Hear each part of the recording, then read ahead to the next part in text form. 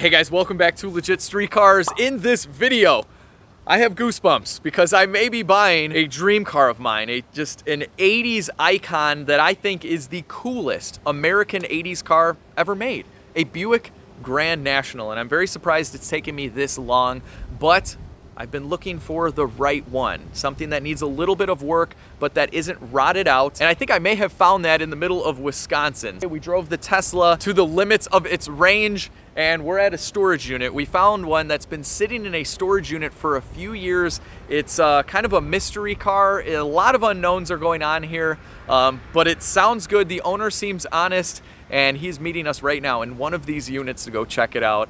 And we already negotiated a price. If it is what he says it is, this is a killer price, a once-in-a-lifetime opportunity. So let's go check it out. Good to meet you. Good to meet you.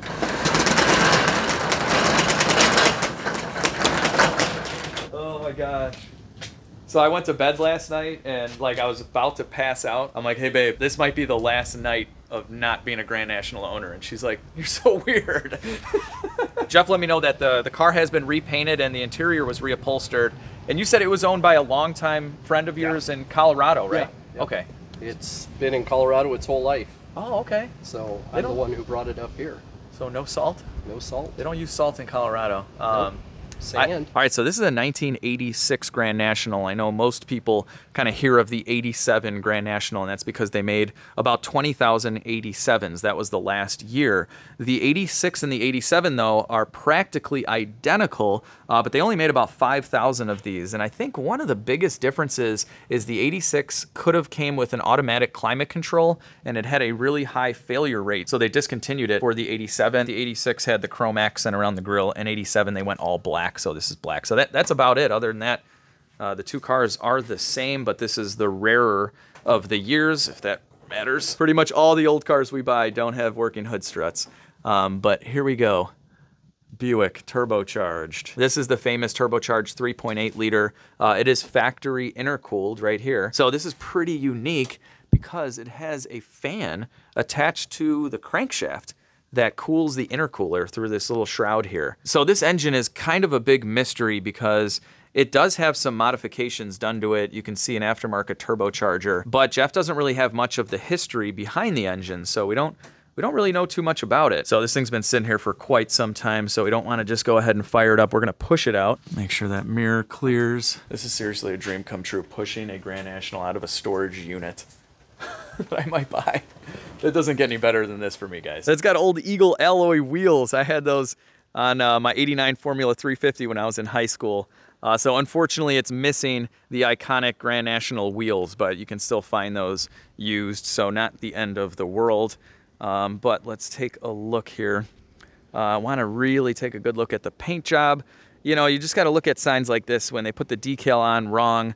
You know, what else did they do wrong, I guess, at that point? That's probably the easiest thing to do when you're painting a car, so it could have also been that they painted the car and left it up to the owner to put the badges on, who knows. But I am not afraid of a repaint on a car like this because the factory paint wasn't really the best either. It does take away from the collectability of the car since it's been repainted, but that's not what I'm going for here. I want a Grand National I can drive and enjoy, so I'm not super concerned about that. It doesn't look like they painted the door jambs, which is fine. They probably weren't bad, but really looking in here. Okay, so right off the bat, I do see some rust. This could be surface rust. Hopefully it is, but these rockers look very solid, very nice. So far, it doesn't sound like the quarter's been filled. Usually you get kind of a dead spot in the middle, and that's because it's got a bunch of filler. So you kind of want to hear this hollow sound. The car is pretty dusty and dirty right now. Okay, so yeah, some of this rust here, I'm thinking this is just superficial. I don't believe this is anything major now. This is pretty solid. Wow, the floors look really good. Yeah, overall, this is really nice. Usually these old G bodies, I mean, you know right away if they're rotted. And look at that, see that pink torque converter? It's got an aftermarket torque converter. Very possible it's got a built transmission, especially at the mileage, and if there's any mods, you pretty much needed to build these. This is kind of a weird thing. The Grand Nationals had drum brakes in the rear. That is very odd that they didn't just throw discs back there on a car like this. I mean, you figure this car was faster than the same year Corvette, Firebird, Mustang, Camaro, all that stuff. This thing beat them all. And they have drum brakes in the rear. That's odd. Okay, so they have a strap to prevent it from breaking motor mounts. They would literally strap the engine to the frame.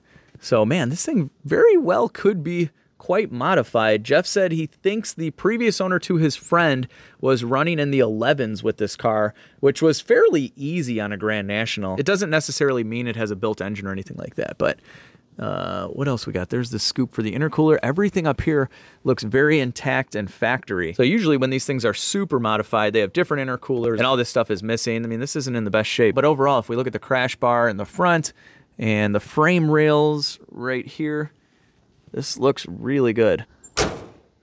Doors closed nice, and it's not dented up or anything like that. It looks to be a very, very solid, clean car. I'd say this repaint is nice. This repaint's probably like a 7 or 8 out of 10, I'd say. So very, very good quality paint job. Wow. So here are the iconic Grand National seats. So they've all been recovered and they look beautiful. He said these seats have never been sat on. They were recovered and immediately covered, and it shows. Wow. This is super good quality. I'm gonna go ahead and say they replaced the carpet as well, or they just kept it in really nice condition. But overall, the interior on this car is in really good shape. We could clean up the steering wheel. I don't see any issues with the dash. Oh, this is so cool. Wow. These are the original headrests with the Grand National specific logo, and the headliner sagging a little bit, no big deal. So it's got a factory boost gauge right here. It shows 41,000 miles, but I ran the Carfax and it had 57,000 miles on it sometime in like the 90s. So I'm gonna assume that's a rollover. These don't go over 100,000. But I've seen quite a few over 100,000. I mean, these were pretty robust cars and people drove them. All right, we're getting right into this. We're gonna pull a plug and kind of go through our normal regimen of checks before starting an engine up for the first time in many, many years. And it does look like this has a precision turbo and a really big downpipe. Man, this could have a built motor. It's very possible that we get surprised with something done to the internals, especially with 143,000 miles on it. There's a good chance it was at least rebuilt. But we brought our borescope. You know the drill. We're borescoping this cylinder. We got to make sure it's got proper oil in there and that we can fire it up. Jeff has started it a couple times while storing it here for about 5 years, and he said it does run a little weird, and he's not exactly sure what's going on with it. The friend that he bought it from was having that issue as well, and unfortunately his friend passed away, so that's how he bought the car. He basically just, as a favor to his friend's wife, just took it from her so she didn't have to deal with selling it, and then he was gonna Turbo LS swap it, and after seeing how clean the car was, he just decided to leave it as is and just sell it to someone else. I would keep this original drivetrain personally, as I have a Turbo LS, so I don't need another one. We got a little bit of oil here on the spark plug. Otherwise, the spark plug looks pretty good. And we're running an Autolite 2H, I think. I'm not sure if that's a colder plug. I'm gonna assume it is. But okay, that looks good. Let's just borescope that first cylinder. We're gonna try and drive this car home if it runs well enough. We'll see what we can find at the auto parts store if it needs something. Or we might have to tow it home. I don't really know. We did not come super prepared with a tow truck or anything like most of these abandoned car videos. We always think we can drive it. You do realize that a lot of Grand National owners get really excited when they can do like about a 50-mile round trip and the car doesn't come home on a flatbed. Oh, I didn't realize that. I thought they were pretty good. It's a GM38. What could go wrong, right? Yeah, a lot. Well, we're always up for the adventure. Worst case, we got to get a tow truck. We'll make it happen. All right, here we go. Cylinder number 1. Piston's pretty far up. It is a little oily in here, I must say. It's a little bit wet. What is going on here? I'm just gonna go ahead and assume this is just oil. Not that that's good or anything, but okay, well, nothing's broken. We're not missing a ringland yet. All right, let's go to the next one. See what we're working with here. I'm hoping we get one with the piston a little bit further down. Could have a valve seal issue. We got more oil around the spark plug. Okay, we'll know when we start it up if we see a bunch of smoke coming out of the tailpipe. This one is super oily. Okay. Cross hatchings in the cylinder. That's good. Hard to tell if these are aftermarket pistons at this point because they're very dirty. Very well could be stock. All right, we're on the driver's side here. I'm about to pull that plug, and I just found we have ARP head bolts. So they're not the studs, but they're the bolts, so we know for sure. At the very least, the heads have been off this car. Ow. Ow. That hurt. Power steering fluid reservoir. You get to know a car by getting physically injured by it. You know, you haven't been cut by your engine like 4 times. Do you even own the car really at that point? All right, so more of the same. Just a little bit of oil on the outside of the spark plug. So this could be a leaking valve cover gasket, nothing too major. And here we are inside of another cylinder. We can see some numbers here on the piston, 2481 maybe? Grand National, guys, is this a factory piston? There's something written above it too, but I don't know what that is. Oh wait, there we go. We can kind of see it a little better. What is that? A 086 maybe? I don't know. But what I do know is that the cylinders look good. We've borescoped the other ones too. Everything looks good. Everything's got kind of an oily film in here. So we know the cylinder is not dry. I think we're pretty well lubricated here. But what is going on here? Well, let me know, people. Are these factory pistons? All right, so outside of a little bit of oil in there, no chunks missing, cross-hatching in the cylinders. I'm getting excited. We're gonna check the oil, of course. The AC compressor looks fairly new, and it has a sticker that it was converted. And the oil looks really good too. I get really overly happy when I drive my Trans Am, and this has got that same feeling. Ah. All right, so the battery's got some juice. It is about 3 years old, but I think it's pretty weak. We're just gonna go ahead and stick the jumpers on there like so. Bam. All right, guys, here we go. It's gonna be the first time I sit in this Grand National, and I'm definitely covering these seats up. Oh, this is beautiful. Let's see what lights up. Oh, it's got an old Kenwood that comes out. All right, we'll turn on the headlights here. They working, Max? Yep. Got headlights. We have a boost gauge. We can pretend it has 41,000 miles. Let's do this. Whoa, that started right up.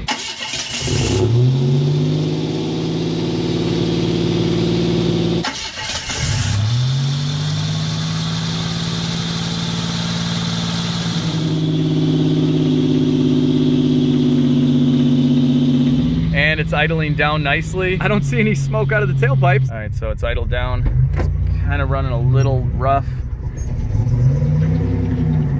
but no smoke out of the tailpipe. Doesn't seem like it wants to run very long.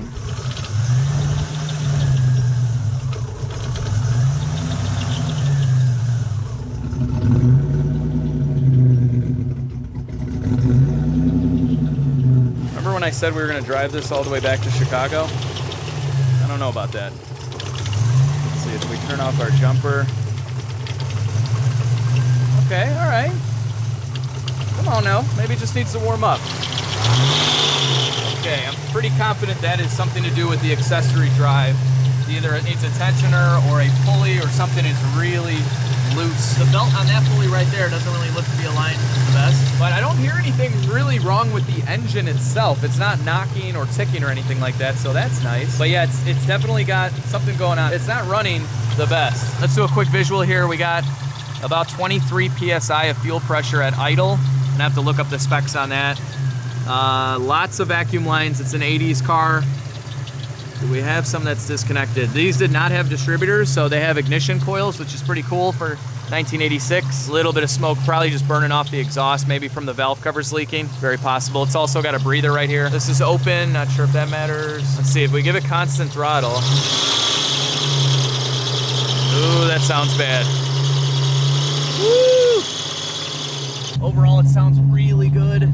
When you see water coming out of the tailpipe, that's actually good. A little dirty water from the carbon in there. It doesn't smell like it's burning any coolant, any oil, nothing.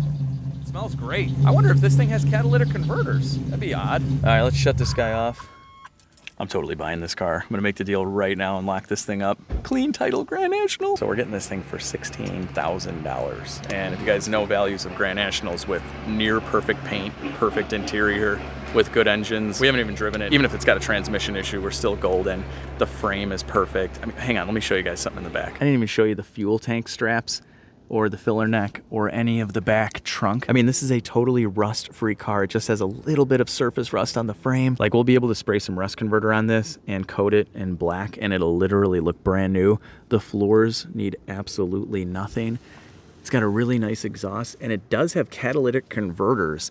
So the car was probably never all that fast. I mean, if it runs 11s, that's obviously really fast, but you can tell it hasn't been gutted and stripped and heavily modified. It was just kind of an easy bolt-on car. A lot of times on these full-frame cars, this stuff rots out, and we are solid as a rock, or solid as a steel frame, I guess. One last area we gotta look at before we officially make this deal, even though I'm totally sold, is right here. So we want to make sure this is a real Grand National because you could have a Turbo Regal that they just paint and put seats in. So you want to look at the sticker here. I ran the Carfax too, so we're good to go. But just double check everything. WE2. That is what we're looking for the Grand National RPO code. And this VIN right here matches the VIN that's in a few spots on the car. So we are solid. This is a real Grand National. We have a bunch of 86 service manuals. That's pretty cool. And a bunch of spare parts as well. So that's been replaced. I think that was a big issue on these. Factory GM boxes. What do we got? What do we got? Oh, yes. I don't even have to buy that. Perfect. This is an old school column lock. Look at that. It's a theft deterrent system from the 80s. Excellent. Here is the turbo cover right here. And we have a bunch of spare parts here. So a big tack, a trans mount, who knows what else. So there's valve cover gaskets in here, so we're set there.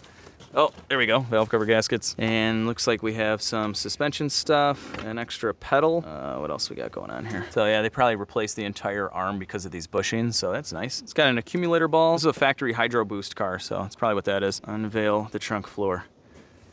Oh, totally solid and factory. This looks beautiful. We got some wiring in there. Looking good down here. Sometimes these things would rot out. They'd have to repair the quarter panel, very common G-body issue. And let's see. Excellent. This looks really good. And overall, it's looking really nice. Oh, wait a minute. I spoke too soon. What do we got here? Okay, yeah. So they had to repair the quarter. That's got to be right in the corner part. That goes right in this corner. Very common. You'd get water and stuff that would get in the little corner there and then rust it out. So it looks like they cut out a little piece of metal probably before they painted the car. So nothing wrong with this. Obviously cars get restored all the time and lots of metal gets cut into them. They just didn't clean up the weld on the inside, so I'll have to take care of that. But other than that, this looks very, very solid. I am okay with that for sure after seeing everything else on this car. It looks beautiful. All right, it's time to make this deal happen. And we brought 16,000 bucks cash money for this deal. And if you guys are looking for a low carb option for snacks, I highly recommend these pork rinds. Delicious. That's Max's Pink Yeti cup. Mine's way cooler, just saying. All right, Jeff, you got the title on you, right? I do. 16,000? Perfect. There you go, cash money. Thank you. Thank you. The car is literally exactly how you described it. So it's nice. Sometimes you go out to cars like my 86 IROC Camaro where the guy said it was rust free and we could punch a hole through the door and the floor and everything else. Yeah. So no, you said it was exactly what it is. She's sound. Yeah. So we're gonna run by an auto parts store, see if we can fix that noise, and check over a few other things before we drive a few hundred miles back. But I think we might be okay. Maybe. He's like, you're not gonna be okay. You're done. No, you're done. I haven't driven this car much at all. So you got it from Colorado and it just went in the storage unit essentially, right? Yeah. Okay. I drove it from over in there up the street a couple of times and brought it in here and parked it. So the last time this thing was actually driven on the road was roughly how many years ago? I've had it for 5 years. I never have. It sat with my buddy. He drove it, and then, well, I'll bet for the last 3 years he had it. He didn't drive it much. Okay. So it's been probably at least eight to 10 years, something like that? Yeah. Okay. Yeah. So I'm going to 100% make it? Guaranteed? Oh, you'll at least make it down to there. It's got the taillight warranty. I am signing the bill of sale. The whole time he's like, you guys are not going to make it, like, at all. And I'm like, what do you know, Jeff? What do you know? There's no way. There's a way. I mean, unless you know of something that's literally broken right now. I absolutely don't know of anything broken on right now. You guys heard it run. And you say it shifts. I didn't even drive this car yet. That's how excited I am. Normally I drive cars and do a full inspection. Yeah. I mean, I did quite a pretty good inspection here. But he says it shifts and... It shifts. It shifts hard. You're definitely going to feel it. All right. But it's going to break. What's your guess right now on what's going to break on this car on the way home? And how far? My guess as to what's going to break, something in the ignition's going to let loose, I'll bet.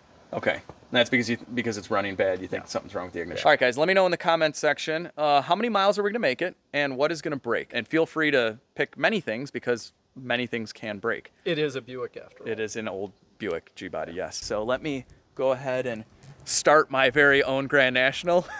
I can't believe I'm saying that. There we go. Fires up nicely. Oh, and we have good oil pressure. That's kind of nice. How much pressure you putting on it? Yoink. Okay. We're about to go drive this to a local auto parts store and see what they have in stock for an 86 Buick Regal. The fuel pressure regulator seems to be working. Usually if you take this vacuum line off and kind of do one of these, if any gas comes out, the diaphragm is bad, so that's in good shape. I wonder if this thing has a vacuum leak, and that's why it's kind of surging on us right now. There's a ton of vacuum lines. Oh, wait a minute, if I go like that, we can hear something. Yeah, this is very loose fitting.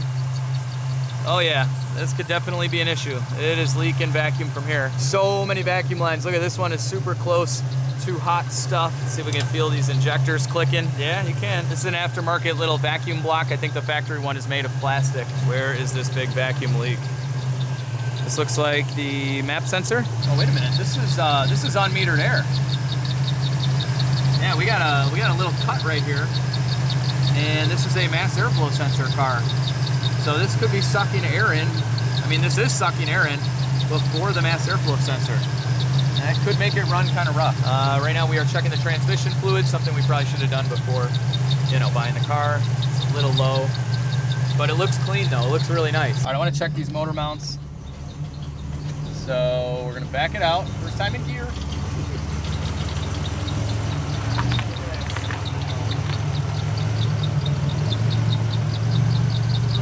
Manual windows down in my Grand National. Very rare option.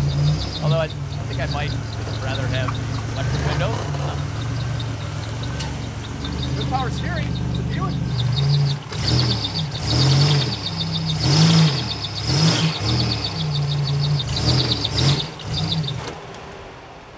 Okay. Well, we haven't even made it out of the storage unit. The engine mounts definitely are worn out, and it's got a stutter as well. This fuel, though, could seriously be like 10 years old. Here we go. All right, Jeff. We are going to go on a very uneventful ride back to Chicago. There's your vice grip. This was gifted to me by my buddy Mike. That goes with the car. No way. No way. Are you serious? Yeah, I want you to have it. No, you don't have to do that. Oh, I don't. This is unbelievable. I got to look at this. No way. Get out of here. What? What in the world? This is so cool. Seriously, thank you. There you go. This is so nice of you. You didn't have to do that. I love it. You know that's coming with the car at every car show. Well, thank you. I will seriously take good care of this car and hopefully make your friend proud. I will have fun with it, but we're gonna keep it nice and keep it around for a long time. She needs to be ran hard.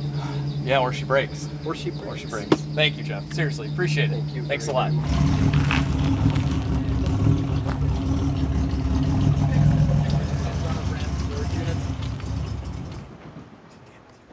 He killed the automatic again. I killed it again. I don't know how to drive automatic.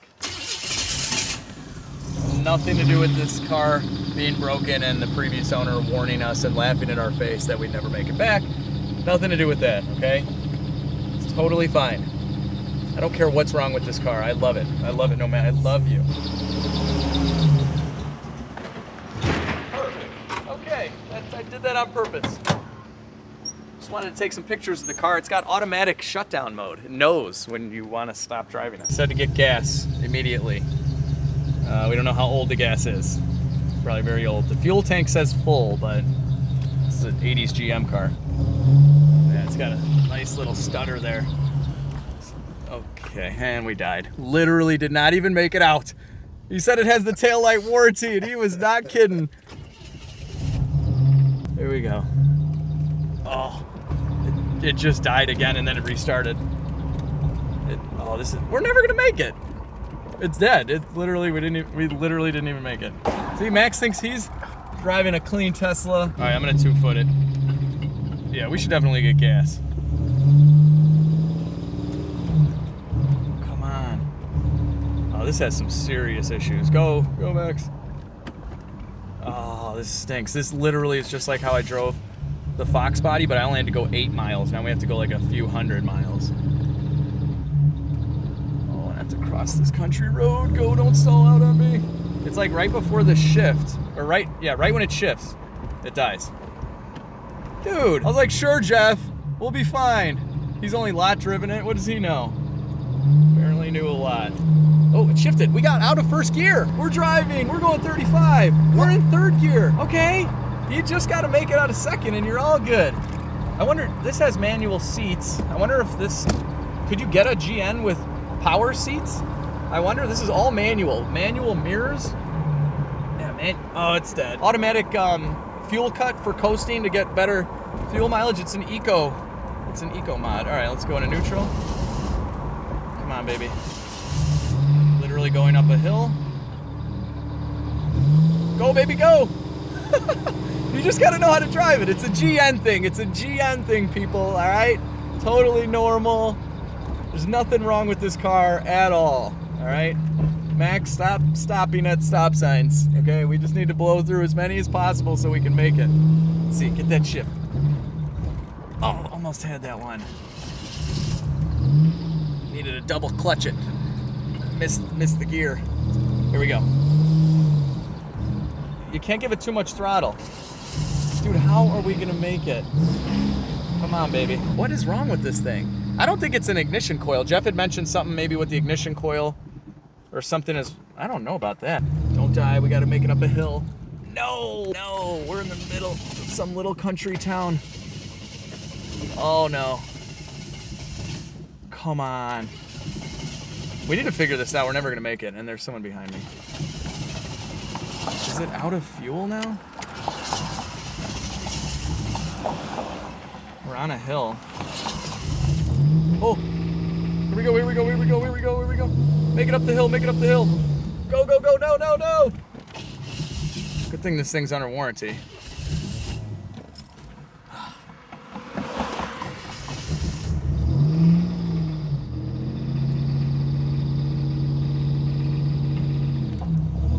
Oh, just make it up the hill, please, please, please. You know what, I'm gonna keep it in first gear. Because every time it shifts is when it dies.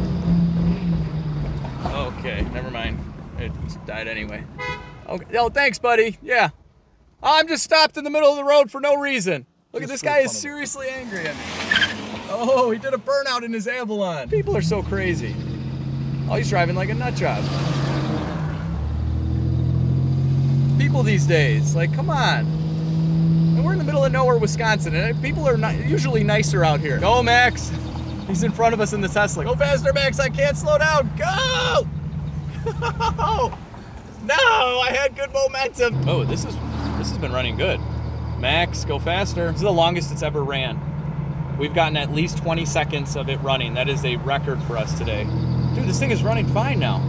And here's the parts store. Take that turn faster, Max. Oh, it's gonna die. Make it up the hill. Woo! Oh, it's dying, literally going into the parking spot for the auto. This is not a retail entrance, delivery only. Are you kidding me? I'm staying right here. I got a Grand National, all right? Park where I want. All right, this is the best we could do to prop up the hood. But we basically have to figure out this issue in this parking lot because we're not gonna make it. We're not gonna make it back to Chicago like this at all. And I think it's either fuel related or some kind of sensor that is cutting out. Yeah, I mean, this just runs bad. Now, something I noticed after we popped the hood here in the parking lot is right here. This relay, probably hard for you guys to tell, but the wiring does not look the best. Not exactly sure what this relay does. Yeah, this one too, they're all kind of melted. Look at this. I'm literally peeling off melted pieces of wiring. That is not good. And this is a map sensor. I'm just curious, will this die? No, if it doesn't get a map reading, it does not die apparently. This mass airflow sensor could also cause this issue. Well, this whole thing is just super janky and loose. I want to duplicate it dying in front of us without us having to drive it. I think we have to brake torque it for that though. Wow, does that sound bad? I know it sounds like it's got a knock, but I think whatever is making that noise in the front of the engine is doing that because the knock goes away. Let's see, we got idle air control valve. That can do it also. There's so many 80s GM sensors that can cause this thing to die. All right, so something I remember from my 3rd gen Trans Am days is that if the mass airflow sensor was bad, you could test it by just unplugging it and then it would switch to a speed density mode where it's just running off the map sensor and a few other sensors. Go ahead and start it up. Let's see if it fires.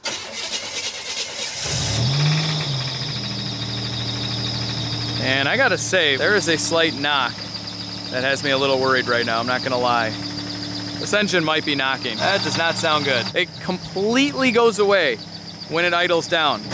All right, we'll know just by driving into the parking lot if the mass airflow sensor is going to fix it. It's definitely running a little funky with it unplugged. We got a service engine soon light. But yeah, as soon as we get into gear and it idles down, that knock goes away completely. I mean, it could be a bad tensioner, I guess, but that's very hopeful. It died. Okay. Hey, we can drive it to the front of the store now. So we're dying off in 2 parking lot spots. Excellent. This really stinks.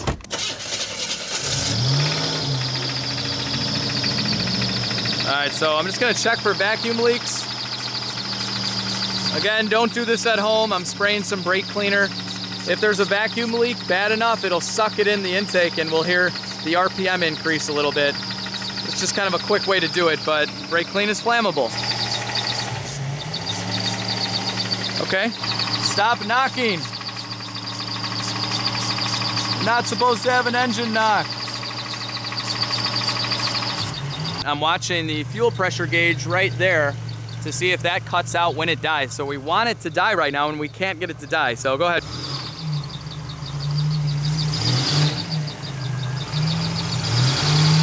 And notice it does not knock at all while it's in drive. You only get that when it's revved up in park. And it will not die right now. Try reverse. Okay, now he's in drive. He was in reverse before. Can't get it to die. Oh, it's gonna die, isn't it? It had fuel pressure. It's just losing fuel pressure that time because the engine died out. So the fuel pump wasn't running. This is crazy. All right, so Max just went and got us gas. We couldn't make it to the gas station, so at least we have a gallon. We can just kind of put in this thing. Who knows? It's worth a shot. All right, so I had to get a funnel because this is not sealing. I don't want to pour gas all over my car. Watch me do it anyway. There we go. I'm hoping this thing doesn't have a lot of fuel in it because if it does, it's really old. We don't really know. The gauge goes all over the place. Jeff said he put like 4 gallons in it a few years ago or something, so who knows? All right, we got that gallon of fuel in. Fuel gauge went down by adding fuel.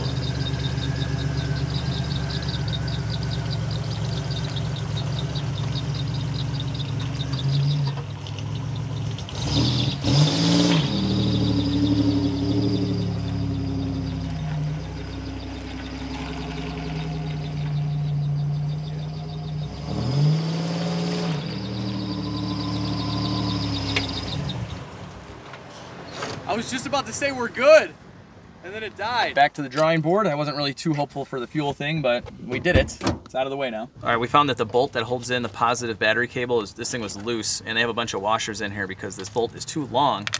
So we just walked in the store, bought a few washers. This isn't gonna fix it, but just one of those, let's just fix it while we're in there type of deal. And that's a little corroded, so we'll clean that up too. We bought some contact cleaner as well.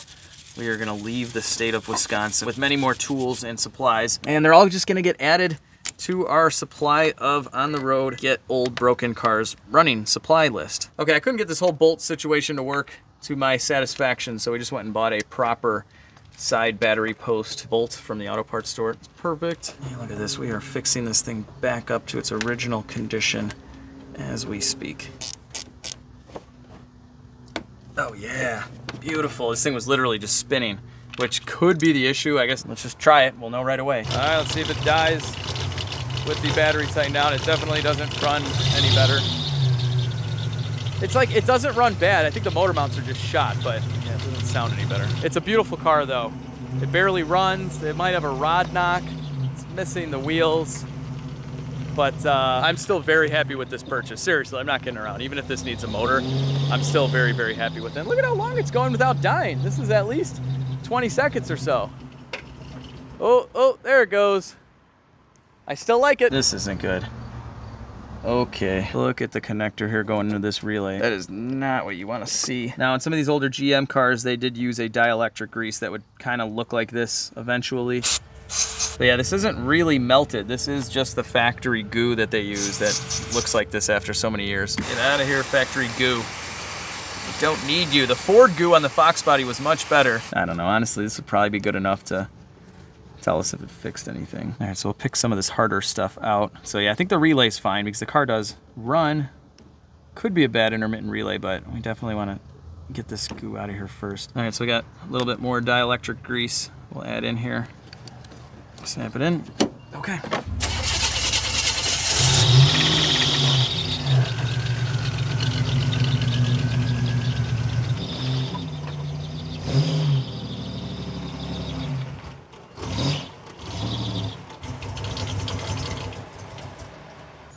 Alright, parking spot number 5, here we are. It's a little bit more shaded under the hood here, I guess. Alright guys, so you're not gonna believe this, but they have an ignition module and an ignition coil in stock at this parts store. This wouldn't happen if we were in Chicago, but we're out in the middle of nowhere and they probably have a lot of old GM 3.8 liters and these go bad all the time. So if you guys were around for the Fox Body Mustang videos, we had a bad ignition module on that car and it just left us stranded. And these go bad all the time too on GM cars. So it's right here. And we need to get the coil off. All right, let's take this connector out, check that first. Looks very clean, the pins look good. Let's keep going. All right, so we're gonna take this ignition coil off next. Oh, we brought it all this trip. Okay, there she is, the ignition module. Nothing looks too bad yet. All right, so we already took a picture so we remember where all this stuff goes. I'm gonna say this is a pretty advanced 1986, no distributor. Kind of cool. Not cool right now, but you know, in theory, it's cool. Oh, please be bad. Please be bad. Place your guesses now, people. Is this going to fix it? Well, at least the one issue of it dying. There's other issues going on here. This definitely wins the award for the cutest little intake plenum ever. It's even got little heat sink looking things on there. It's so small and cute. I love it. All right. Yeah, I wonder if this thing is original. I highly doubt it. Be amazing if it was. What does it say? I don't see any numbers on here that, oh, is this a GM part number? I don't really see any markings, although this little logo here, doesn't that look kind of Napa-ish? I gotta say though, this in here, a little funky. Well, either way, we're replacing this bad boy because once we install the new one, it's a no return policy on electric parts. And the guys here at the auto parts store know we're working on this. There's no lying like, yeah, we didn't install this at all. See ya. That's not happening. So here's our new one. So when I was in high school, one of my first jobs was working at Burger King. Then I was an annoying telemarketer. My third job was working at a parts store. That was my sophomore year when I decided that I was going to be doing something in the automotive industry, and I'm like, I might as well start getting experience now. Back in my day, we could test old school ignition modules like this, but they don't have that stuff anymore at all the auto parts stores. All right, let's go back in. Please fix my Buick. Have I ever owned a Buick before? I don't think I've ever owned a Buick, right? No, I haven't. My wife owned an Oldsmobile. It's about as closest to a Buick as we've gotten. We've definitely owned Cadillacs, so that's kind of Buick-y. All right, we'll peel the tape off this little gasket.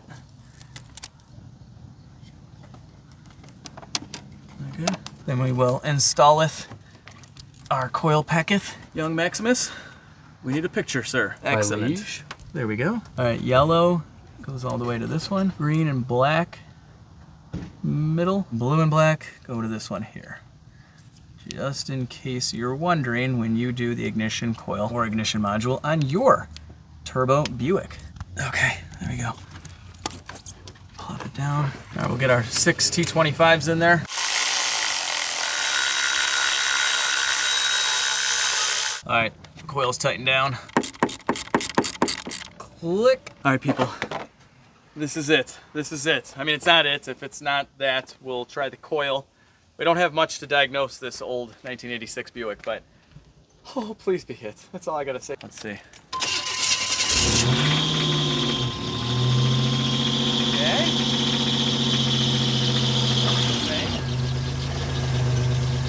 What are the edges? Still taking a lot? Yeah.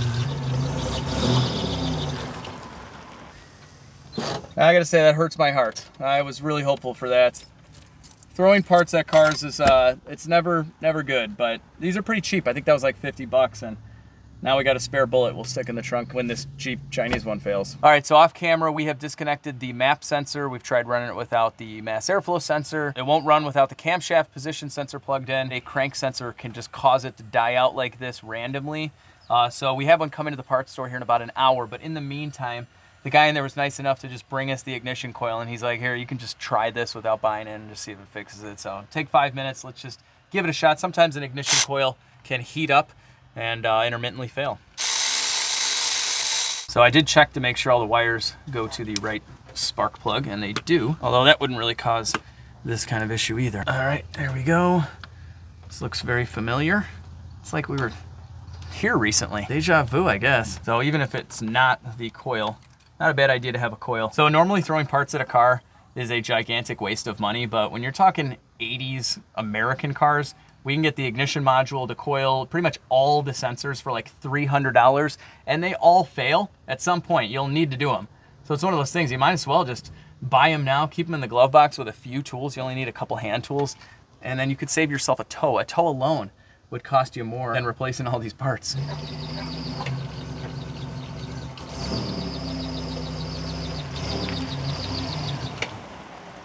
I didn't think it was gonna be the coil anyway, but whatever. It's 5 minutes, right? All right, so we're just gonna take a look at the engine's computer. And it's right here. It slid out very easy. I don't know if someone's been also looking at the engine's computer. And we'll just take a look at the connections here. This is back in the time when an engine computer did fail. Now it's very rare. Now let's just run the car and just kind of play around with this thing.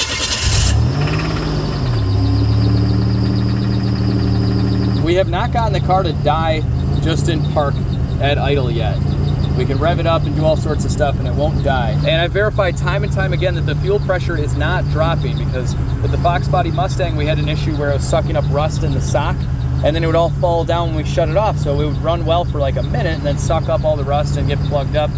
And I don't think that's it. The fuel pressure is rock solid no matter what. Even when it dies out, it still holds steady. It's not even draining back. So I don't think that's it. All right, right now I'm just gonna remove the belt. I kind of want to hear this belt noise go away and see if the knock is related to anything in the accessory drive, just to make myself feel a little bit better, even if we're stranded out here in the middle of nowhere. At least maybe I don't have a knocking engine. Oh, man, this belt it's gooey. It's very gooey. All right, well, maybe we can at least fix a belt squeak. It'll be 1 out of 3 here. Yay, yay. My engine doesn't squeak. It doesn't knock. Oh wait, there it is. It's coming back. It's kind of coming back. Before it was knocking all the time. Got a little something, but before it was knocking a lot more. It could be converter bolts. We've let the engine cool down for a little while and they expand and they could be hitting. I had this once before on my Trans Am. We just used the wrong bolts for the aftermarket converter. We're just gonna see, just because, if it dies out with the belt off. I mean, it should still die off with the belt off, unless it's some weird load thing where there's an accessory that's dragging the engine down right at the right moment and causing our issue that's like really, really scraping at the bottom of the barrel. Yeah, it's gonna die. Okay. All right, that was fun. Let's just see here. Okay, the throttle blade opens. That's cool. When in doubt, just use improper tools. That fixes everything. Why can't that just be like obviously broken? Why? I mean, it's dirty, I guess. Turn the ignition on and see if it does something cool. Okay, okay. Yeah, that was dumb. It shot the whole thing out with the spring. It works. After 10 minutes of searching, we have found the part that came out. There we go. Okay, now we can put our idle air control motor back together. And we've learned not to do that, which we knew. We're just being idiots. It's funny because I've worked on a lot of very, very complicated Mercedes, but we have diagnostic equipment. Like, we got nothing here. You know, we're in the middle of nowhere. All we just have is Max. And I'm no good. I'm just an editor. Like, he'll make a cut. Here, I'll pause. Cut that out, Max. He'll cut that out. That's about it. Unbelievable. Max is a very smart fella. Well, let's not get ahead of ourselves. We found here. the part. What was it? Oh, it was just somewhere in the Bermuda Triangle of GNs. Did you find it with the little magnet thing? I was literally giving up. What are we gonna do? We should do that with the motor.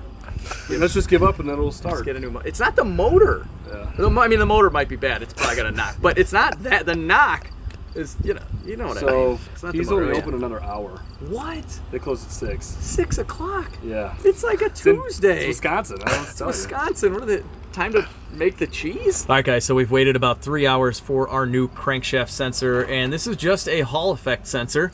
So the way this works basically is, if you see here, we have this metal strip that's going to be spinning around, and there are break points in it. As you can see, it doesn't go all the way around, and it's directly attached to the harmonic balancer. When that passes through these poles here on this Hall effect sensor, it causes a break in the magnetic field, which causes a voltage drop or a voltage differential. So you can see here, it's getting its supply voltage right here. That's a 3-wire connector. So it's able to sense that voltage drop, and it knows that that is a revolution, and then the ECU is programmed to detect that and translate it into the RPM. And some cars also incorporate a camshaft sensor for this as well. So basically, what could be going on here is that this crankshaft sensor is intermittently failing, and what I've seen online is that the piece that goes in between the poles could actually damage the sensor. I would imagine this would have to be bent for that to happen, but nonetheless, it's hard for you guys to tell, but there does seem to be a little bit of damage on this guy, and theoretically that could cause a knocking noise too. I don't know, just trying to think of anything that would cause this to not have an actual engine knock right now. All right, people, just trying to be hopeful. Let's get this connector off. Please just come off. There we go. Right now we got to bump the starter, so we move that out of the way so we can remove the sensor. All right, let's see. No, another bump. More bumps. One tiny bump. Nope, keep bumping. Okay, stop. That was the best bump in the world. Great bump. I don't know if you guys can see this, but a little bit of plastic, a little bit of the sensor there, it's kind of damaged. It's definitely got loud starter noises. There's no inspection cover here, so it's kind of normal. All right, so I believe that I can do this without taking the bracket out. There is a thin bolt that literally just squeezes the sensor in place. It bends the metal bracket to hold it. It's very like ancient caveman-y type of technology. It's like, hey Bill, how do we get this Grand National crank sensor to be held in? Just squeeze it. Let's give it the old Buick squeeze. You'll be fine. It might eventually loosen up and get destroyed by the harmonic balancer and then cause a bunch of Chicago guys to get stranded in the middle of Wisconsin, but we'll worry about that 36 years from now. It's okay. It's gonna be fine, Bill. You get a raise. Halfway through that conversation, Bill was already on his union break. Didn't hear anything at all. And this is how this crankshaft sensor bracket was invented. True story, people. And I would like to just show everybody that I'm working literally right under a sewer, so there's really no room for error in dropping anything. All right, now, this guy should, in theory, pull out. It's starting to move. Okay, there it is.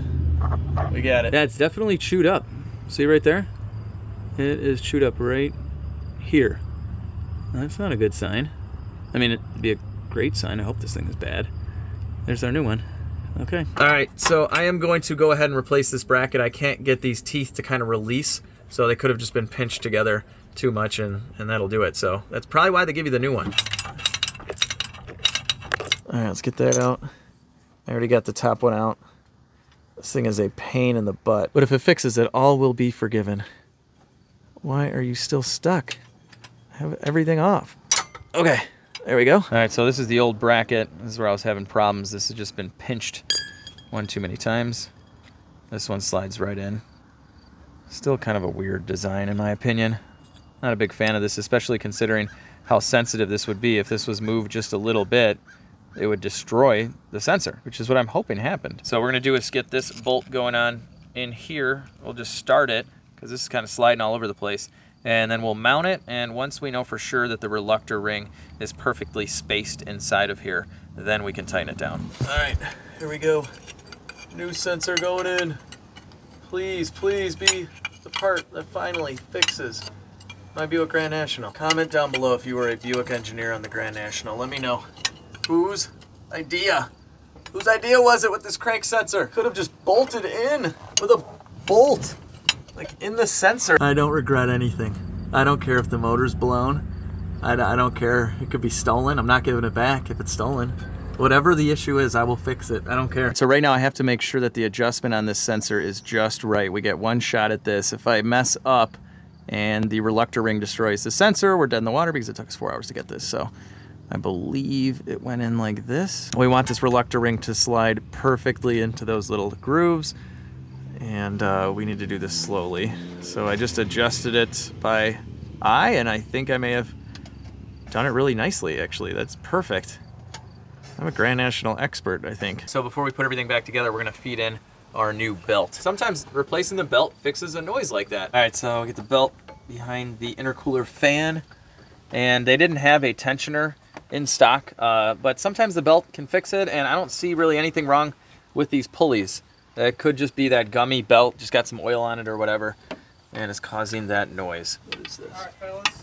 I got a last and final for bathroom parts, whatever you may need before I drive away. Seriously, thank you. I don't know what we would have done without being broke down in here and you hooking us up with the parts and stuff. Well, you know, that just kind of comes down to we had the parts in stock to take care of you guys, yeah. which helped. If I didn't have that, I couldn't help you. No, I know, but you know what I mean? Being patient with us, let us try in the coil. I appreciate it, seriously. Yeah. But yeah, hopefully we're gonna try the crank sensor. Hopefully that's it. Okay. We'll go from there. Sure. But if you want to see how the madness unfolds, Legitstreetcars on YouTube. Will do, definitely. I'm literally making a video right now. All this, so sure. Hopefully we make it home tonight. If not, sure. we'll have to get it towed. If I see it here in the morning, I know you guys will be back. Are you here in the morning? I will be here tomorrow again. Yes. Is there? If I did need to leave it until the tow truck could come in the morning, would that be okay? 100% fine. Okay. Awesome. Yep. Thanks, Dave. I appreciate it. Yeah, no problem. I'm the store manager, so even if it just sits here. Okay. It's yeah, not we'll a big push it deal. into a good spot. You know. Yeah. Won't be a problem. Okay. I'll know perfect. about it. We just talked about it. It's 100% fine. Awesome. Awesome. Okay. There's our new belt. If we fix one thing, if it's just the squeak, we basically right now we have obviously the thing where it dies out. That's a thing. We have the squeak. We also have the knock. I'll take 2 out of 3, but I don't even know which. Okay, I'll take 2 out of 3. The knock and it running well. I don't care about the squeak. The store is closed. It's gonna be dark soon. We haven't eaten in days. Come on, dude. All right. Oh, the belt fixed our squeak noise. So 1 out of 3 issues is fixed. That's good. Oh, and they don't have hood shocks, by the way. They have to order them. That's why we haven't replaced those yet. All right, Max, I'm feeling confident. Let's just go ahead and close the hood. Not all the way. I'm not that confident. Okay.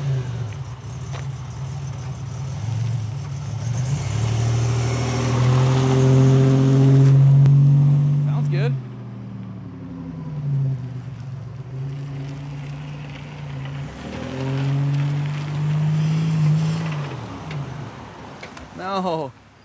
No. I don't know, guys. I don't know what to say anymore. I mean, it's basically, we're gonna have to get it towed, so we might as well give it a try, right? I'm so dirty. I feel so bad. Okay. I'm gonna try not to touch anything. We're gonna try and make it to the gas station right now, and then see if we can get on the highway. Here we go.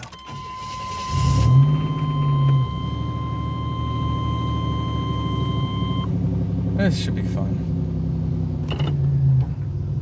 What are we keeping it in a... Hey, it's fixed. Oh man, we gotta get on a big street here, don't we? Oh, this is not good. Right now it's going good. I'm gonna keep it in first, because when we had that issue a couple times, it was like right before it was gonna shift. It was like during the shift it would die, basically. Oh, no. Jeez. Just gonna wait until we're ready here, I guess. There we go. Block the street. Let's do this.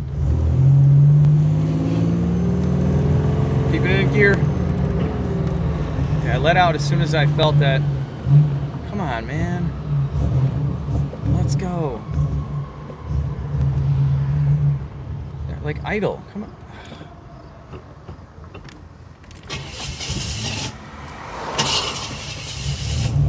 Nothing has changed in the last 7 hours.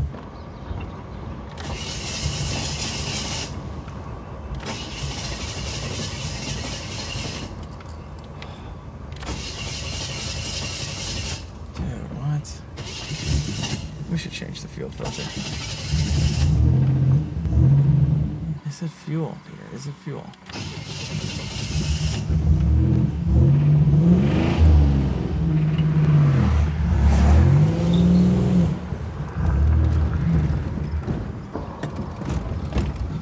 All right, guys, we made it to the gas station. It was all the same. Basically, the thing died like 20 times in 1 mile.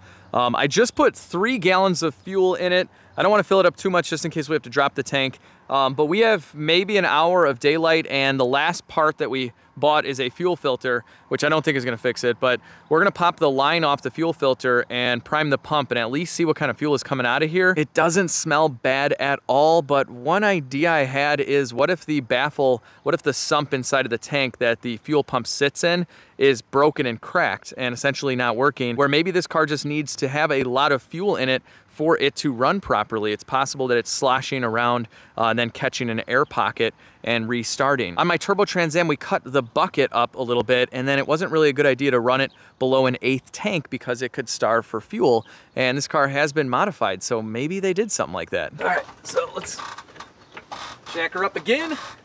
I love these full frame vehicles, easy to jack up. I love my Grand National. All right, we can't find our 16 mil or whatever this would be in standard. And we don't have a lot of time. Just want to see what this fuel looks like. Yeah, this looks great. This fuel looks awesome. Smells good too. I mean, we just put a total of 4 gallons in, 3 gallons here and then 1 gallon in the parking lot. That looks good. I mean, that filter could still be clogged, but the fuel looks good, right? Or is that unlikely? I mean, it being a bad fuel filter is just generally unlikely. It smells like gas. Okay. What do we got here? What do we got? Oh, that's not nice. Is this thing full of water? Do we have water in the fuel? And a totally broken fuel filter? That is not a good sound. Wait, look at this. Look at this. This is nasty. Look at this milkshakey goodness. It's like, it's just dirty. I don't know if it's necessarily rust, but did this filter let loose? And or is there water in the fuel? Huh. Where's the new one? Right here. That does not make a noise. This does make a noise. No noise? Noise. Is this the problem? I don't know. This is the first part that we've actually found that's physically bad, like, or obviously bad. Okay, I don't know why I'm talking anymore. We gotta get this in. All right, prime it. Okay, there we go. That looks pretty clean. We might have just gotten the last of the garbage out of that line. All right, that's cool. I'm gonna go ahead and throw some heat in the fuel tank. If you guys were around for Max and I's adventure a couple of winters ago with the CL65 that we bought from Hoovie in Kansas when it was 0 degrees out, that started to run horrible after we put fuel in it, and we just got a bad batch of 93. We're in the middle of the country where no one gets 93, especially in the winter, and we put some heat in it and it fixed it like, well, I don't know. 10 minutes? 10 minutes, 10 miles, something like that. We're gonna do the heat. We got the new fuel filter going on. I think a combination of those two, probably mostly the fuel filter, might fix it. All right. Prime the fuel a few times.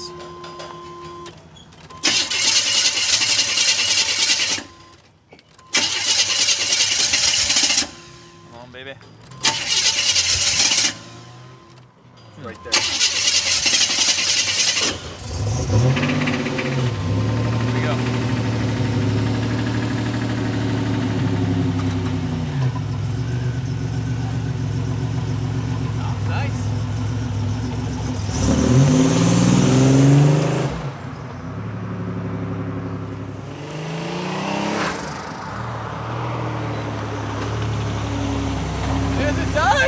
Yes, it died! Yeah, it sounds so good! I'm doing it again!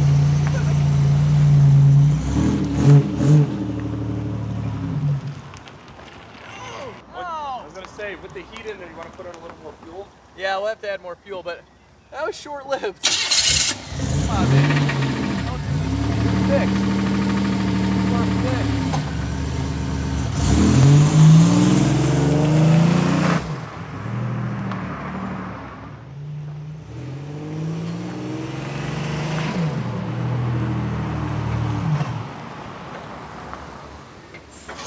Still dying out, but I mean, it gets in a boost and it runs good for a second. It sounds a lot better than it sounds better, right? Some more gas in it. Yeah.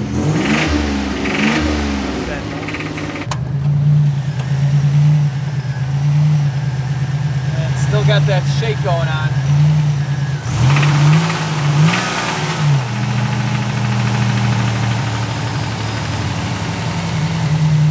All right, let's get get some more gas. I'm just gonna do like 5 gallons. That should be good for now. So we've put a total of 9 in here. I don't wanna fill it up all the way in case the fuel is kind of dirty. I wanna just kind of burn it out, and then we'll put another bottle of heat in, so we'll bring one on the road, and then fill it back up all the way and kind of start over. So let's hit the road. I mean, come on, normally fuel filters don't do this. Of course we would have done a fuel filter. I'm sure people in the comment section now are gonna come back and say, I knew it was a fuel filter in hindsight. That's what always happens at the end of these videos. Whenever we figure out what's wrong with it, which so far we do on pretty much all of them, everybody's like, I knew that. I knew that. It was the fuel filter, duh. Okay, here we go. This is a real test right here, guys. It shifted beautifully. We have never done this before. This is the best. This is so cool.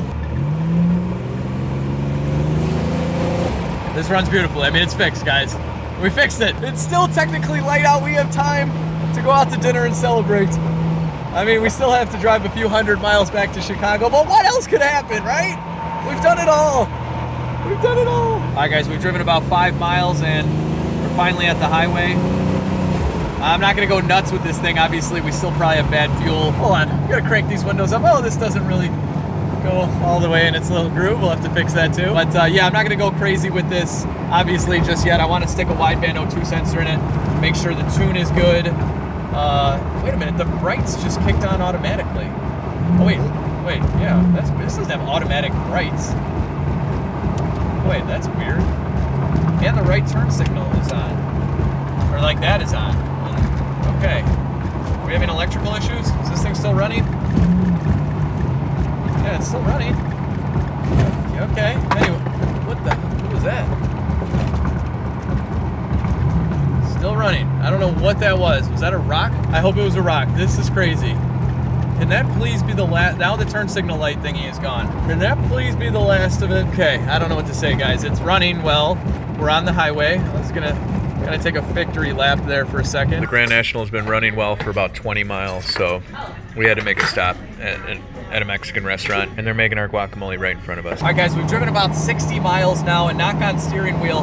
The car runs beautifully. We stopped and got Mexican food. It was delicious. Fired it back up. No smoke, no nothing. It starts and runs great. The transmission shifts on a dime, and everything is going great. So I think we're gonna make it back to Chicago. Okay, I think everything is going to be okay, except that I'm really, really tired. We're all gonna sleep like babies tonight. So overall, we added it all up, and even with the fact that we're kind of throwing parts at this thing, we have $150 into the Grand National. So that includes the ignition module that we didn't need. That includes the fuel filter that we needed, the heat that we put in the gas tank, the belt that fixed the squeak, the crankshaft sensor that we also didn't need. So even with throwing a couple big parts at this, and by big I mean like $100 worth, we have 150 bucks into this car, and it drives beautifully. Now it still might have a rod knock. It sounds kind of rod knocky. So I'm gonna go ahead and end the video here, even though we haven't made it back. So in the next video, we're gonna drain the oil, see if there's any glitter in there, see what we gotta do with the engine, and then we're gonna make a bunch of other repairs as well. So I really hope you guys join us for the second video. I'm gonna end this one here. It's probably super long, and I do think we're gonna make it. But the next video will either start off with us broken down on the side of the road during this trip because we didn't make it, or it'll kick off at Legit Street Quarters and we'll just get right to wrenching. So stay tuned to find out what happens. I think we're gonna make it though. But with that, I hope you guys really enjoyed this adventure. If you haven't given this video a thumbs up already, give it a big thumbs up. That really helps the YouTube algorithm know that you enjoyed the video, and it presents our videos to other viewers. You can also share the video, subscribe if for some crazy reason you haven't already. We got a few other adventure videos on the channel and a lot of other good car content. So we'd love to have you. Most importantly, have a phenomenal night or day, and I'll catch you in the next video. I think it's got a bad U-joint too. Oh no. Oh, you gotta be kidding me. This thing died again.